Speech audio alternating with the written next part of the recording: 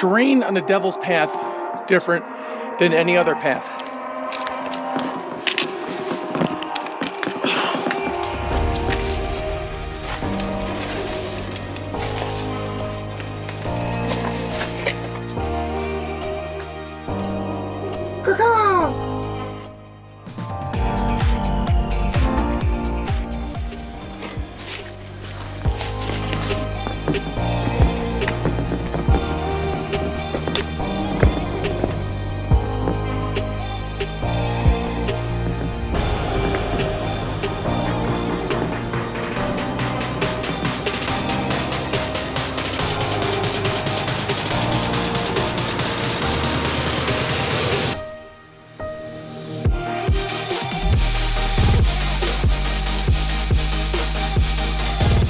I've returned to the Prediger Road trailhead.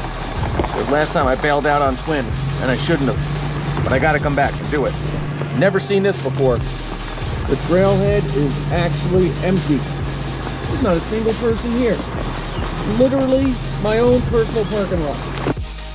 And now I'm gonna hit, I'm gonna do a little Twin Mountain loop, starting at the same exact trailhead, except this time when I go to my first junction, I'll make a right and go up the notch. Like the Indian Head hike from the other day, same approach. However, the first junction that you get to in 0.25, this time we're gonna make a right towards Jimmy Dolan Notch. And also that little stream, the one I suggested that you check if it's raining or there's spring runoff. So we're gonna go up the notch.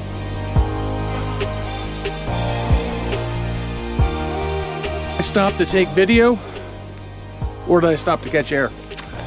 We'll never know. But it's basically lots of trees over rocks. And yeah, all right. I stopped for air.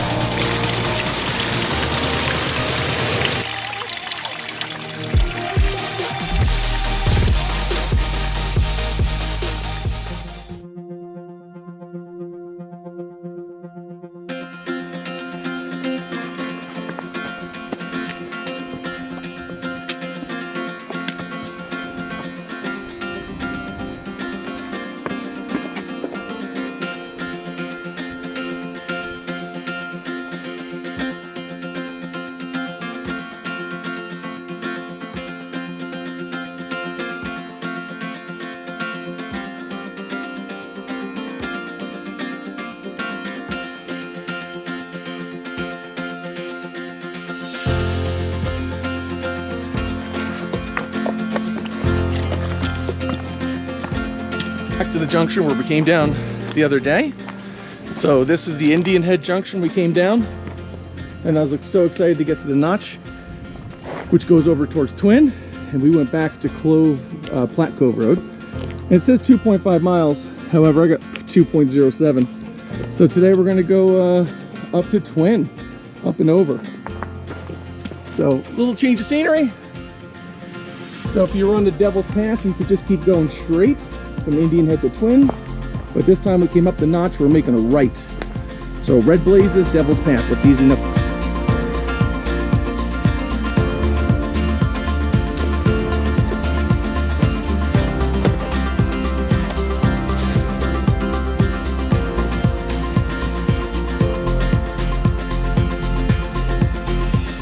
There's Indian Head from yesterday, back up Twin. Indian Head peeking over behind my shoulder here. I hope this green translates, because even though we've had no rain in a while, it's absolutely stunning.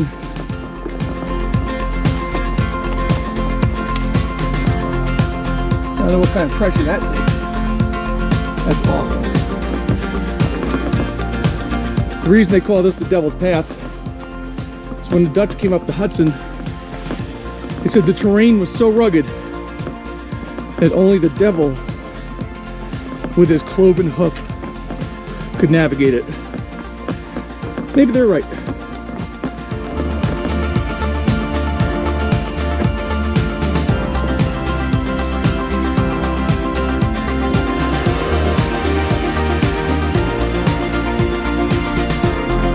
I absolutely love these textures in the rocks. They're so cool.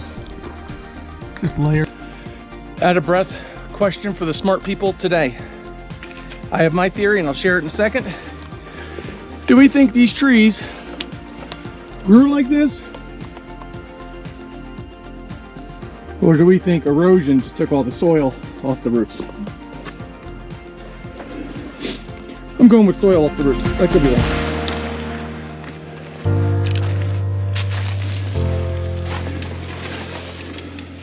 Path is very well marked. But if you get turned around or lost in the Catskills, I've said this before, look for these scratches in the rocks. They're everywhere. And essentially that's people's trekking poles, the metal tips, scratching up the rocks. But it's a good indication that you're at least on the right trail. Been walking for about 3 days. It's 250 degrees Fahrenheit. Winds are 120 miles an hour. But I've made it to the 3,500 mark. Breathing. And there's more uphill. Not the summit, not even close. Let's do some more uphill first. I just got above that rock band, so I'm walking the top of it now. It's nice, lots of pines, almost tunnel-like. It's almost flat, as there's more uphill in the way. What? Great view of Indian Head. I'll take it.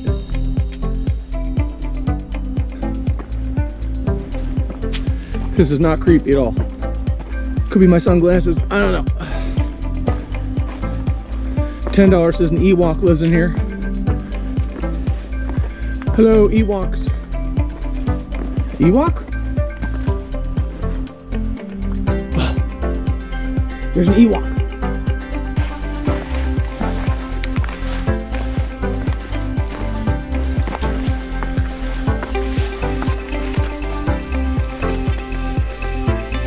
Looks like the highest point.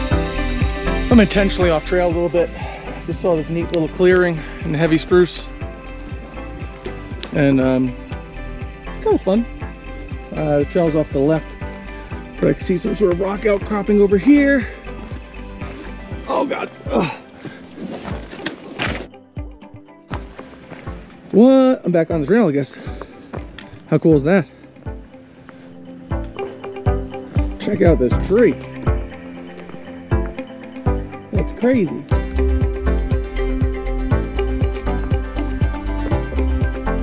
Alright, there's Overlook Fire Tower, the Shokan Reservoir, looking over at Cornell and Wittenberg. I see a ski resort down there, so that's Hunter way off in the distance. Hunter. Next mountain over is going to be Sugarloaf.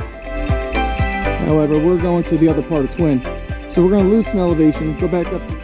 We lost a lot of altitude. Not a lot. We dipped down.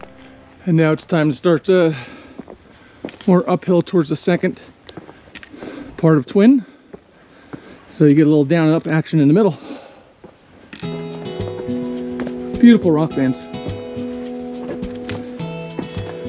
Not sure if you can see that. That's the first thing on Twin. And we drop down. Now we're heading back up.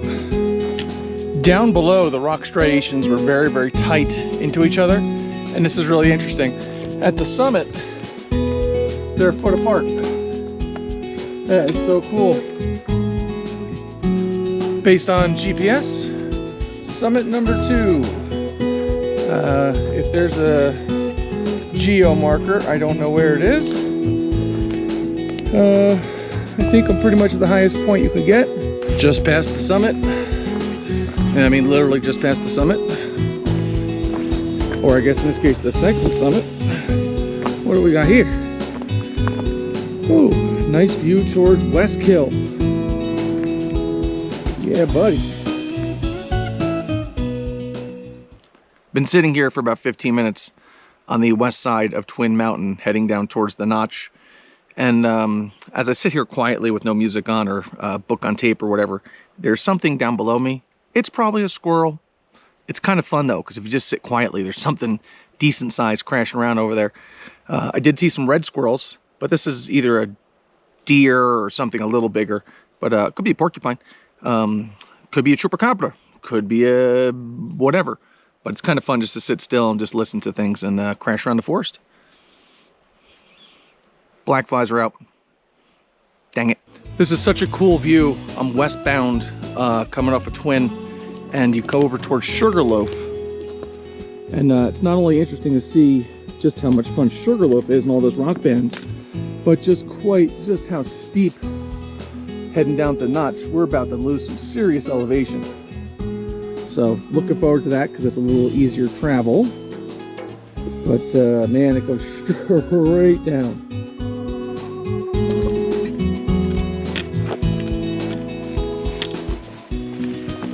Trail we're coming down, and this is the trail that we got to keep going on. And the cave I thought I was looking at earlier, or I'm wrong again, whatever. Little trailblazer right on the rock. We just came down the mystery cave where I originally wanted to have snacks.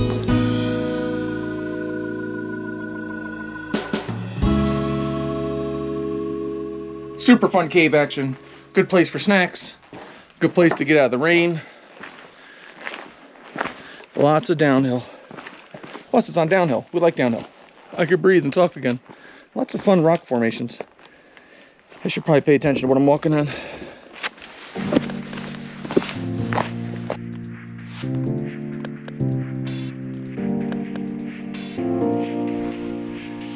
Here's the fat man's. What the?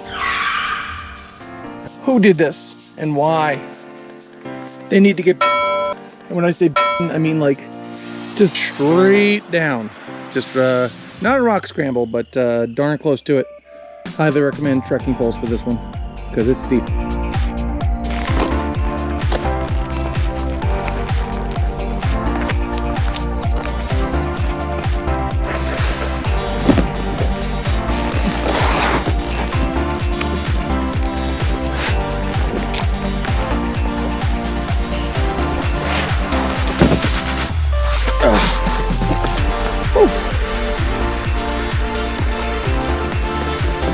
A great scramble.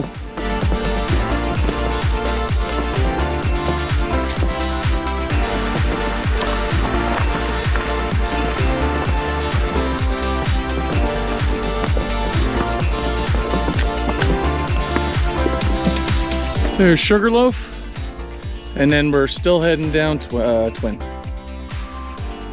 Still very scrambly downhill.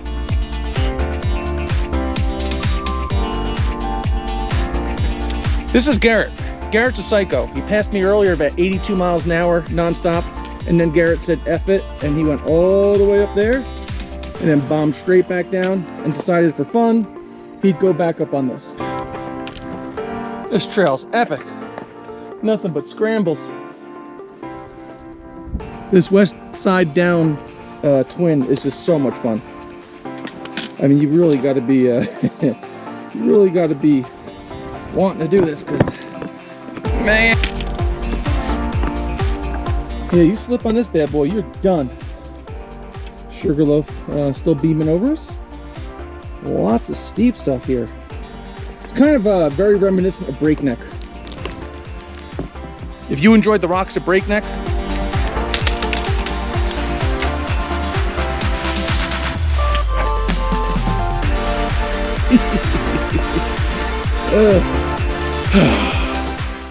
I'm an embarrassment to myself. If you like Breakneck, this scramble is definitely for you. This is very similar to Breakneck. There's some parts where you gotta kind of just ease yourself down. I mean, it's not winter, so it's not that crazy, but there are some fun spots on this. Very interesting. Just nothing but rock scramble. And that's the trail. That was some fun descent. Lots of rocks, lots of scrambling. More exciting than I remember. Probably because I haven't been there in a while. But the west side Twin is fantastical. It's awesome. And we're in the call. See what the signage goes. We're gonna make a right. That was awesome. So we're 2.1 away from Indian Head. 0.7 was a long 7. 2 miles to the Roaringkill parking lot. And when we come back again, Sugarloaf. 1.2 that way. So we'll come back and do this, but as of today, we're going to come down the Devil's Path. We're going to make a right on Pecoy Notch towards Dibbles Quarry. Right. Pretty cool. There's a little hidden gem on the way down, and it's called the Beaver Pond. I don't think the beavers are still here. Either way. Let me try calling them. Hold on. Caw-caw! Caw-caw! Nope, no beavers.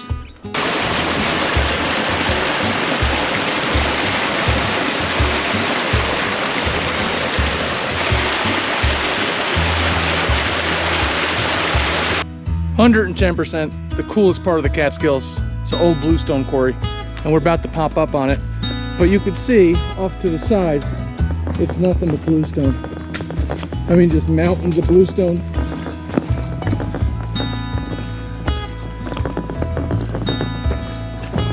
Funnest spot in the Catskills. Coming up. Bluestone Quarry. It's coming.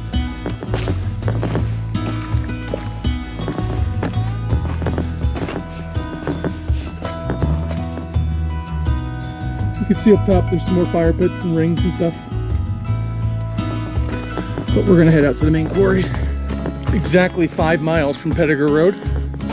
Brings you out to the coolest spot ever. Just gonna let the camera run, because it's that cool.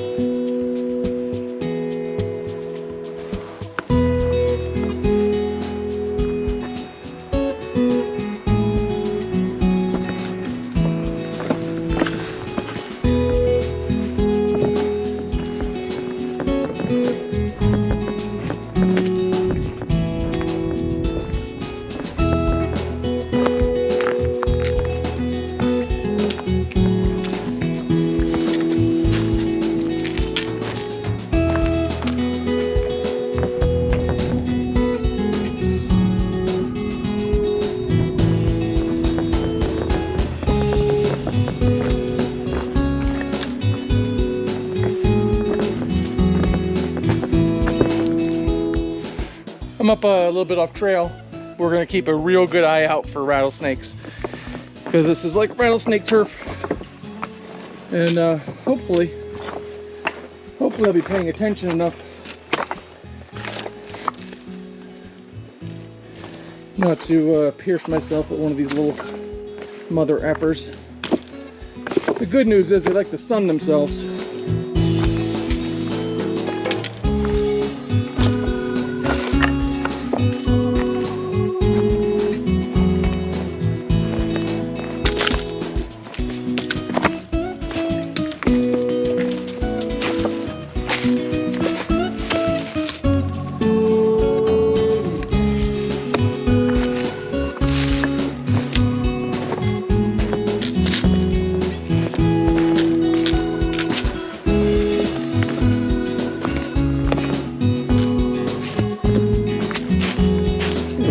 Off trail. That is the mother of all seats.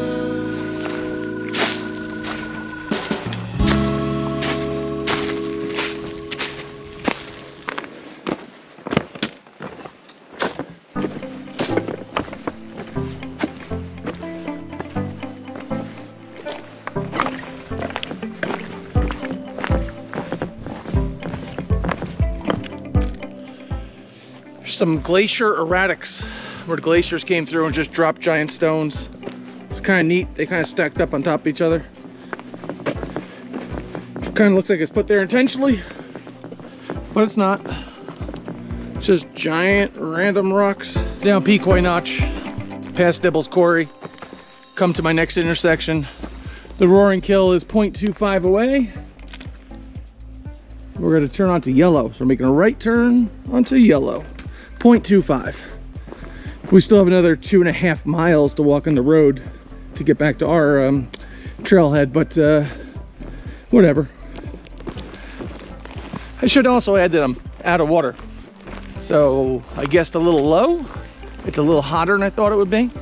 So whatever. If I start, you know, stroking out or making no sense more than normal, that's what's going on. All right, Roaringkill trailhead, not the trailhead that we need.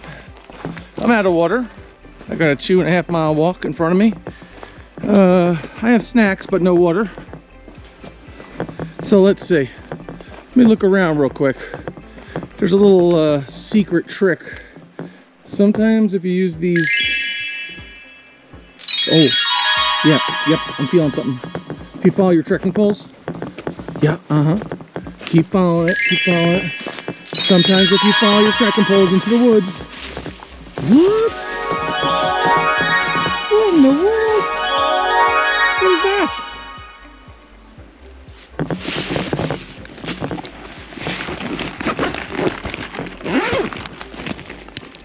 Water and beer. Oh, best day ever. I don't know where this stuff came from, but I am hot. Hello, future me. This is a message from past me. I have left you something special at the Roaringkill trailhead because I think that you're going to be hot, sweaty, disgusting, covered in mud, bugs, guts, whatever. But maybe when you get here later on, if you make it, there'll be a little snack for you. And, oh, refreshments. More refreshments.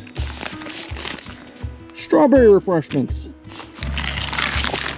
And icy cold water.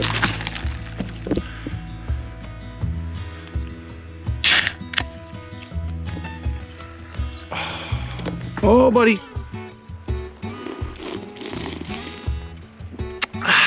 That's gonna make the road march a little better. Oh, buddy. It's still cold.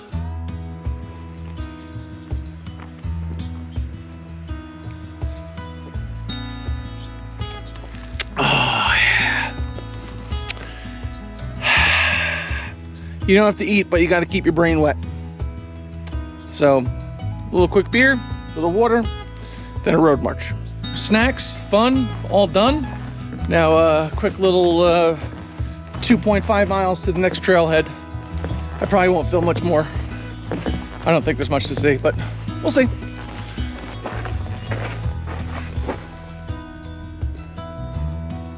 Every so often, you see a sign. And the sign says, take a break.